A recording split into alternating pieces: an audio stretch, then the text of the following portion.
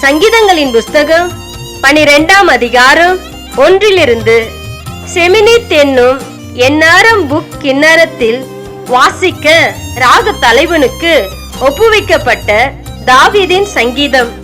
ரட்சியும் கர்த்தாவே, பக்தி உள்ளவன் அற்று போகிறான், உண்மை உள்ளவர்கள் மனுபுத்திரரில் குறைந்திருக்கிறார்கள். அவரவர் தங்கள் தோழரோடே பொய் பேசுகிறார்கள், இச்சக உதடுகளால் இருமனதாய் பேசுகிறார்கள்.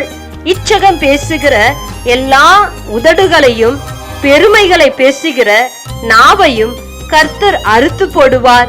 அவர்கள் எங்கள் நாவுகளால் மேற்கொள்ளுவோம், எங்கள் உதடுகள் எங்களுடையது, யார் எங்களுக்கு ஆண்டவர் என்று சொல்லுகிறார்கள். ஏழைகள் பாழாக்கப்பட்ட நிமித்தமும் எளியவர்கள் விடும் பெருமூச்சு நிமித்தமும் நான் இப்பொழுது எழுந்து அவன் மேல் சீறுகிறவர்களுக்கு அவனை காத்து சுகமாயிருக்க பண்ணுவேன் என்று கர்த்தர் சொல்லுகிறார். கர்த்தருடைய சொற்கள் மண் குகையில் 7 தரம் உருக்கி புடமிடப்பட்ட வெள்ளி கொப்பான சுத்த சொற்களாயிருக்கிறது. கர்த்தாவே, நீர் அவர்களை காப்பாற்றி அவர்களை என்றைக்கும் இந்த சந்ததிக்கு விலைக்கு காத்து கொள்ளுவீர். மனுபுத்திரரில் சண்டாளர் உயர்ந்திருக்கும் போது துர்மார்க்கர் எங்கும் சுற்றி திரிவார்கள்.